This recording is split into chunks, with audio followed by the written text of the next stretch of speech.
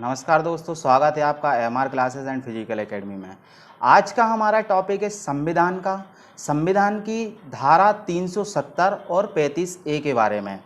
तो उसके पहले हम कुछ बात करना चाहते हैं आपसे कि अगर आपको हमारे कुछ वीडियो अगर पसंद आ रहे हैं, हमारे वीडियो आपको थोड़े अच्छे लग रहे हैं, हम हर प्रकार के आपको वीडियो प्रोवाइड करा रहे हैं, जैसे मैथ्स का हुआ, रीजनिंग का हुआ, इंग्लिश का हुआ, जीके जीएस का हुआ, सभी प्रकार के आपको वीडियो हम प्रोवाइड करा रहे हैं। लेकिन उसमें हम लोग देखते हैं कि आपके व्यू ज़्यादा नहीं आ रहे हैं। तो क्या कारण हो सकता है? क्या हम लोग थोड़ा सही मेहनत नहीं कर रहे हैं इसमें? तो आप अपने सुझाव हमें भेज सकते हैं कमेंट्स द्वारा। तो आप हमें मोटिवेट करने के लिए ज़्यादा से ज़्यादा हमारे वीडियो को शेयर करें, लाइक करें, कमेंट्स करें और हमारे चैनल को सब्सक्राइब करें। तो आइए बढ़ते हैं हम हमारे टॉपिक पे, जो आज का संविधान का टॉपिक है, धारा 370 और 35A के बारे में। तो चलिए देखते हैं, धारा 370 और 35A को समझने की कोशिश करते हैं। मैं आता हूं अपनी स्क्रीन पे, चलिए देखते हैं हमारी स्क्रीन पे धारा 370 और 35A के बारे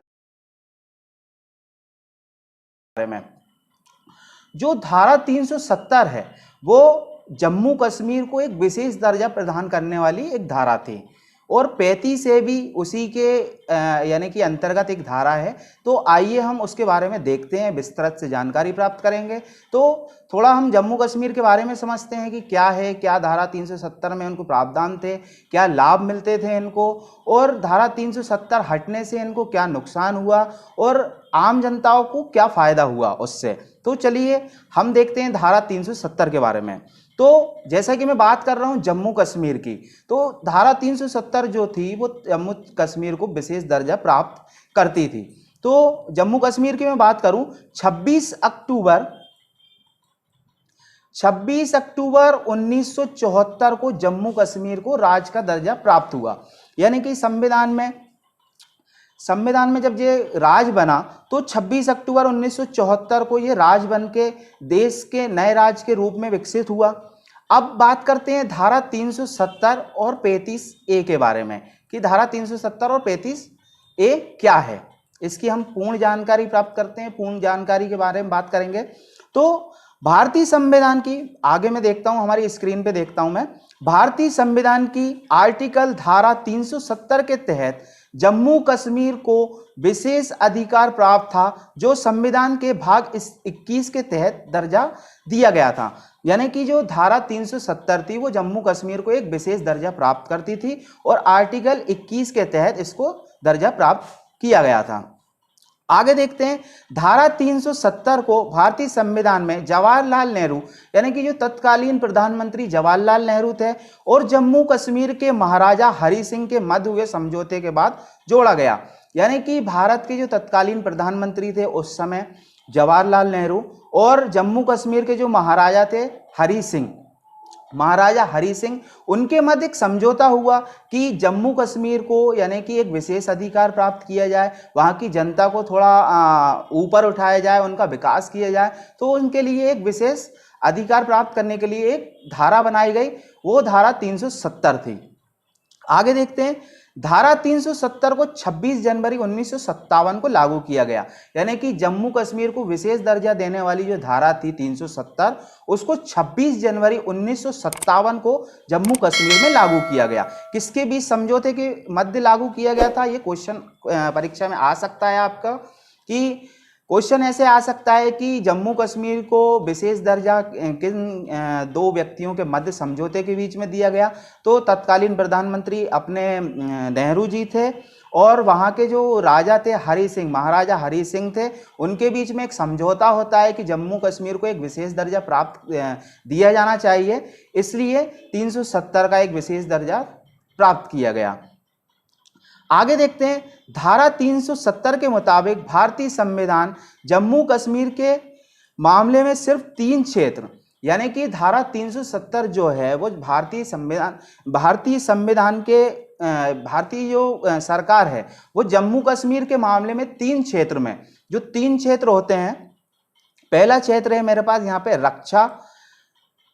रक्षा, संचार और विदेश मामले, यानी कि 3 से क्षेत्र जो रहेंगे। जैसे रक्षा का जो है वो भारतीय भारतीय सरकार अपने पास रखती है, रक्षा का अधिकार और विदेश मामले का अधिकार अपने पास रखती है और संचार मामले का अधिकार अपने पास रखती है। ये 3 क्षेत्र छोड़ के जम्मू कश्मीर को विशेष दर्जा प्राप्त है। आगे पढ़ते हैं, धारा 370 में मौजूदा प्रावधान क्या है, यानी कि जो धारा 370 थी उनमें क्या जम्मू कश्मीर वासियों को क्या क्या प्रावधान प्राप्त हुए थे, क्या क्या लाभ मिलते थे, तो उसके बारे में हम देखते हैं हमारी स्लाइड पे। पहला है कि इनके पास दोहरी नागरिकता थी, इनके पास दोहरी नागरिकता थी, यानी कि जम्मू कश्मीर के जो व्यक्ति जो लोग रहते थे उनके पास दोहरी नागरिकता होती थी, एक तो भारत की और दूसरी उनकी जम्मू कश्मीर की। तो दोहरी नागरिकता वाला क्वेश्चन अगर आता है आपके परीक्षा में तो आप लगा सकते हैं कि जम्मू कश्मीर को दोहरी नागरिकता थी, एक तो भारत की और एक तो जम्मू कश्मीर की। अगला पॉइंट है, इनका राष्ट्रीय ध्वज अलग था, यानी कि आमतौर पे आपने देखा होगा कि हिंदुस्तान का एक अलग ही राष्ट्रीय ध्वज है, तिरंगा। आप सभी को पता है कि सभी राज्यों में तिरंगा राष्ट्रीय ध्वज के रूप में माना जाता है, लेकिन जम्मू कश्मीर में ऐसा नहीं था। तिरंगा वहाँ विशेष कार्यक्रमों पे नहीं फहराया जाता था, जैसे 26 जनवरी, 15 अगस्त, इन कार्यक्रमों पे राष्ट्रीय ध्वज नहीं फहराया जाता था। जो हमारा तिरंगा है वहाँ का एक अलग ही झंडा होता था, तो वहाँ के लोग उन पे उस पे मान्य करते थे। अगला पॉइंट है मेरा, विधानसभा का कार्यकाल 6 वर्ष का होता था। आमतौर पे आपने देखा होगा कि जो अन्य राज्य भारत के हैं तो अन्य राज्यों में 5 वर्ष का विधानसभा कार्यकाल होता है, जबकि जम्मू कश्मीर में आर्टिकल 370 के तहत ये प्रावधान था कि वहां का जो विधानसभा का कार्यकाल होगा वो 6 वर्ष का होगा। आगे मैं बात करता हूं, अगला पॉइंट है मेरा कि राष्ट्रीय ध्वज या राष्ट्रीय प्रतीक का अपमान अपराध नहीं था। आपको पता है कि भारत में कहीं पे भी किसी भी कोने पे भी अगर आप राष्ट्रीय ध्वज, हमारा जो राष्ट्रीय ध्वज तिरंगा है, उसका अगर अपमान करते हैं या उसको फाड़ देते हैं या जला देते हैं तो आपके ऊपर कानूनी कार्रवाई का प्रावधान है। लेकिन जम्मू कश्मीर की बात करूं मैं तो 370 के अंतर्गत इनको एक प्रावधान मिला था कि राष्ट्रीय ध्वज का, ये हमारे राष्ट्रीय ध्वज का अपमान कर सकते थे, इसको जला सकते थे, इसको फाड़ भी सकते थे। इनके ऊपर कोई कानूनी कार्रवाई का प्रावधान नहीं था। अगला पॉइंट है मेरा, यहाँ की महिला भारत के अन्य राज्य के व्यक्ति से शादी कर ले तो उसकी नागरिकता समाप्त की जाती थी, यानी कि ये वाला पॉइंट मैं हाईलाइट कर देता हूं। यहाँ की जो महिला होती थी, जम्मू कश्मीर के राज्य की जो महिलाएं होती थी, वो 370 के अनुसार अन्य किसी राज्य के अगर पुरुषों से अगर वो शादी कर लेती थी तो उनको जम्मू कश्मीर की नागरिकता से हाथ धोना पड़ जाता था। इसलिए किसी अन्य राज्य का व्यक्ति जम्मू कश्मीर की महिला से शादी नहीं कर सकता था। अगला पॉइंट है मेरा, यदि वह महिला पाकिस्तान के व्यक्ति से शादी कर ले तो उस व्यक्ति को यहाँ की नागरिकता प्राप्त होती थी। देखिए 370 में इनके लिए एक और प्रावधान था कि अगर जम्मू कश्मीर की कोई महिला अगर पाकिस्तान के व्यक्ति से अगर वो शादी कर लेती थी तो उस नागरिक को जम्मू कश्मीर की भी नागरिकता प्राप्त हो जाती थी और पाकिस्तान की तो उसके पास नागरिकता पहले से ही रहती थी।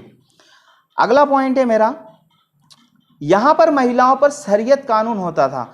बात करूं मैं शरीयत कानून की तो शरीयत कानून एक मुस्लिम लॉ होता है, मुस्लिम कानून होता है जो मुस्लिमों के अनुसार चलता है। महिलाओं पे वहां पे शरीयत कानून लागू होता था, जैसे बुर्का पहनना और भी शरीयत कानून में जो भी आगे चीजें आती हैं वो उन सभी महिलाओं पे लागू किया जाता था। आगे देखते हैं, अगला पॉइंट है मेरा, यहां पर पंचायत अधिकार नहीं था। जैसा कि आप देखते हैं कि आपके गांव में, नगर में, आपका जो प्रदेश है, जैसे हमारा मध्य प्रदेश है, हमारा एक मध्य प्रदेश में पंचायती राज की व्यवस्था चलती है, हर गांव में पंचायत होती है। लेकिन जम्मू कश्मीर जो एक राज था वो 370 के अंतर्गत यहाँ पे पंचायत राज का कोई अधिकार नहीं था, पंचायत यहाँ पे अस्तित्व में नहीं थी। आगे बात करता हूं अगले पॉइंट की, यहां अल्पसंख्यकों हिंदू एवं सिख को 16% आरक्षण नहीं था। ये एक लाइन बहुत इंपॉर्टेंट है कि आपने देखा होगा देश के अन्य राज्यों में जो अल्पसंख्यक होते हैं, जैसे मुस्लिम, सिख, ईसाई, इनको देश के अन्य राज्यों में अल्पसंख्यक माना जाता है। लेकिन जम्मू कश्मीर की मैं बात करता हूं तो जम्मू कश्मीर में अल्पसंख्यक हिंदू एवं सिख लोगों को अल्पसंख्यक माना जाता है। तो जैसे आपने देखा होगा कि 16% आरक्षण देश के किसी भी अल्पसंख्यकों को दिए जाने का प्रावधान है। देश के किसी भी राज्य में अल्पसंख्यकों को 16% आरक्षण दिया जाता है, लेकिन जम्मू कश्मीर एक ऐसा राज्य था जहां पे 370 के तहत यहाँ पे अल्पसंख्यकों को 16% जो आरक्षण था वो नहीं प्राप्त था। उनको 16% आरक्षण नहीं दिया जाता था। किसी भी सरकारी नौकरी में या किसी भी गैर सरकारी नौकरी में उनको 16% आरक्षण नहीं दिया जाता था। आगे की स्लाइड पे हम आते हैं। अन्य प्रदेश का व्यक्ति यहाँ पे जमीन नहीं खरीद सकता था। देखिए एक ये लाइन बहुत इंपॉर्टेंट है कि जम्मू कश्मीर, आपने देखा होगा आमतौर पे, जैसे मैं मध्य प्रदेश का नागरिक हूँ, मध्य प्रदेश का निवासी हूँ, तो मैं कहीं पे भी मध्य प्रदेश में किसी भी कोने में ज़मीन खरीद सकता हूँ या भारत के किसी भी प्रदेश में जाके मैं ज़मीन खरीद सकता हूँ। लेकिन आर्टिकल 370 के तहत जम्मू कश्मीर को एक विशेष दर्जा प्राप्त था, जिसके तहत वहाँ की ज़मीन जो वहाँ के स्थायी निवासी होते हैं, जहाँ पे वो जो लोग स्थायी निवास करते हैं वो लोग ही वहाँ की ज़मीन खरीद सकते थे। जैसे मैं मध्य प्रदेश का नागरिक हूँ, अगर मैं वहाँ जाके 370 जब लागू थी, अगर मैं वहाँ जाके ज़मीन खरीदता हूँ तो मुझे कोई अधिकार नहीं था कि मैं वहाँ जाके मैं ज़मीन खरीद सकूँ। आगे देखते हैं इसके बारे में, आर्टिकल 35A के बारे में कि आर्टिकल 35 क्या है, इसके बारे में हम समझते हैं। अभी हमने 370 के बारे में विशेष चर्चा की कि विशेष प्रावधान 370 में जम्मू कश्मीर के निवासियों को क्या क्या चीज़ें दी जाती थी, क्या क्या उनके लाभ थे, क्या क्या उनको प्रावधान दिया गया था। अब देखते हैं हम आर्टिकल 35A के बारे में, समझते हैं आर्टिकल 35A को कि क्या है।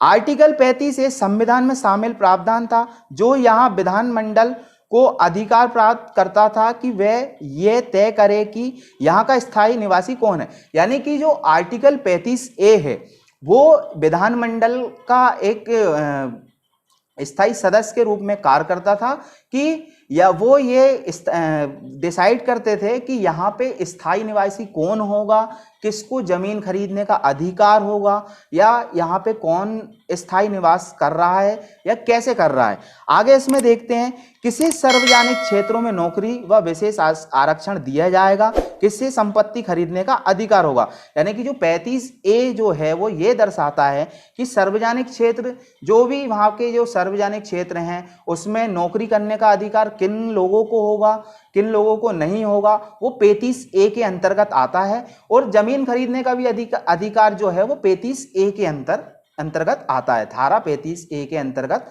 आता है। आगे देखते हैं हम क्या है।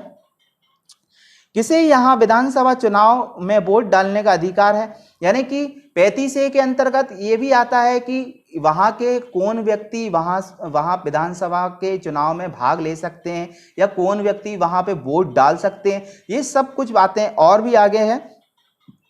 किसी सामाजिक कल्याण कार्यक्रमों का लाभ मिलेगा।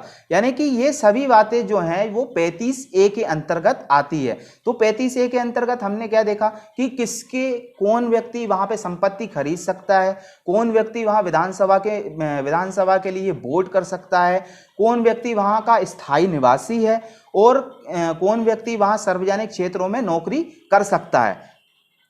आगे देखते हैं, एक नोट है, आर्टिकल 35A को तत्कालीन राष्ट्रपति डॉक्टर राजेंद्र प्रसाद द्वारा एक आदेश पारित करके 16 मई 1954 को भारत के संविधान में जोड़ा गया। 14 मई। यानी कि जो आर्टिकल 35A है, आर्टिकल जो 35A थी वो भारत के तत्कालीन राष्ट्रपति जो राजेंद्र सिंह जी जो थे उनके एक आदेश के बाद पारित किया गया था। कब किया गया था? 14 मई 1954 को भारत के संविधान में जोड़ा गया था, जो जम्मू कश्मीर को एक विशेष दर्जा प्राप्त करती थी। आगे देखते हैं, एक नोट है मेरे पास कि यहाँ का स्थायी निवासी वह नागरिक, वह व्यक्ति होगा जो 14 मई 1954 को राज्य का नागरिक रहा हो या उससे पहले 10 साल से राज्य में रह रहा हो या उसने वहां पे संपत्ति हासिल की हो। यानी कि 35A के अंतर्गत जो चीजें आती है, जैसे कि बात करूं मैं 35A की, तो 35A ये बताता है कि वहां का स्थायी निवासी कौन होगा। तो 35A को तत्कालीन राष्ट्रपति जो थे उनके एक आदेश से पारित करके 14 मई 1954 में भारतीय संविधान में जोड़ा गया। और 35 से ये डिसाइड करती है कि 14 मई 1954 को राज्य का नागरिक कौन रहा है, यानी कि उसका स्थायी नागरिक कौन है, राज्य में स्थायी नागरिक कौन रहा है, या राज्य में उससे पहले 10 साल से कोई नागरिक अगर वहां पे निवास कर रहा हो तो वो जम्मू कश्मीर का नागरिक कहलाएगा, या किसी व्यक्ति ने वहां पे जमीन खरीदी हो तो भी वह नागरिक जम्मू कश्मीर का नागरिक कहलाएगा। आगे देखते हैं, धारा 370 तथा 35A का खात्मा, यानी कि धारा 370 और 35A को खत्म करने के बाद अब इनके जो प्रावधानों में कमी की गई है, वो क्या क्या प्रावधानों में कमी की गई है, आइए धारा 370 और 35A की खात्मे के बाद हम देखते हैं कि इसमें क्या क्या किया गया है, क्या क्या नहीं किया गया। तो बात करता हूं मैं 14 अगस्त 2019 को राष्ट्रपति द्वारा जम्मू कश्मीर पुनर्गठन विधेयक को मंजूरी मिलने के बाद राज्य का विशेष दर्जा खत्म कर दिया गया, यानी कि 370 और 35A को 11 अगस्त 2019 को राष्ट्रपति की मंजूरी मिलने के बाद जो राज्य का जो विशेष दर्जा था, यानी कि जो पूरा विशेष दर्जा था वो खत्म नहीं किया गया था। आर्टिकल 370 जो है वो 3 भागों में है, एक 35 है और 370 है, और एक अनुच्छेद है, उसको खत्म नहीं किया गया है। सिर्फ 2 चीज खत्म की गई है, यानी कि धारा 370 को खत्म किया गया है और 35A को खत्म किया गया है। तो इनके मध्य, इनके अंतर्गत जो भी प्रावधान जम्मू कश्मीर के नागरिकों को प्राप्त थे, जैसे उनका झंडा अलग था, अब उनका झंडा अलग नहीं होगा। ये 370 हटने के बाद कोई भी व्यक्ति वहां राष्ट्रीय ध्वज का अपमान नहीं कर सकता है। विधानसभा का कार्यकाल से 5 साल का रहेगा, जैसे अन्य राज्य में रहता है। और भी जो प्रावधान उनको प्राप्त थे वो सभी 35A और 370 हटने के बाद वो सभी समाप्त कर दिए गए हैं। आगे देखते हैं हम, धारा 370 को हटाने के लिए पुनर्गठन विधेयक 2019 में राज्यसभा में 5 अगस्त 2019 को गृह मंत्री अमित शाह द्वारा पेश किया गया। यानी कि धारा 370 को हटाने का जो विधेयक जो पारित किया गया, जो पेश किया गया, वो राज्यसभा में कब किया गया? 5 अगस्त 2019 को जो गृह मंत्री अमित शाह जी थे उन्होंने राज्यसभा में पेश किया। 5 अगस्त 2019 को पेश किया गया। आगे देखते हैं, इसमें राज्यसभा में विधेयक के पक्ष में 125 तथा विपक्ष में 61 वोट पड़े। यानी कि जब वो राज्यसभा में विधेयक पारित हुआ, जब विधेयक लाया गया, तो विधेयक के पक्ष में 125 वोट, यानी कि 125% लोगों ने विधेयक के पक्ष में हामी भरी कि हाँ 370 और 35A को खत्म किया जाना चाहिए और राज्य का विशेष दर्जा समाप्त किया जाना चाहिए। लेकिन विपक्ष में 61 वोट पड़े। जो 61% जो व्यक्ति जो थे, 61% व्यक्ति ये बोल रहे थे कि नहीं, जम्मू कश्मीर को विशेष दर्जा लागू रहना चाहिए। आगे बात करते हैं, लोकसभा में जब भी ये विधेयक लाया गया तो लोकसभा में विधेयक के पक्ष में 370 वोट पड़े तथा विपक्ष में 70 वोट पड़े। यानी कि जब ये लोकसभा में जब ये विधेयक लाया गया तो पक्ष में 370 वोट पड़े, यानी कि 370% लोगों ने बोला, 370 लोगों ने बोला कि राज्य का विशेष दर्जा जो है वो समाप्त करना चाहिए, और 70 लोगों ने ये बोला है कि राज्य का विशेष दर्जा आगे भी चलना चाहिए। आगे बात करते हैं, अब जम्मू कश्मीर राज्य 2 केंद्र शासित प्रदेश जम्मू कश्मीर एवं लद्दाख के रूप में 31 अक्टूबर 2019 को अस्तित्व में आया। जब राज्यसभा और लोकसभा में जब इस विधेयक को पूर्णतः मंजूरी मिल गई, जब इस विधेयक के पक्ष में जब पूर्ण बहुमत हासिल कर लिया, तो जम्मू कश्मीर और लद्दाख को 2 केंद्र शासित प्रदेशों में शामिल कर लिया गया। भारत के 2 केंद्र शासित नए प्रदेश बनाए गए। तो 31 अक्टूबर 2019 को 2 नए केंद्र शासित प्रदेश जम्मू कश्मीर और लद्दाख अस्तित्व में आए।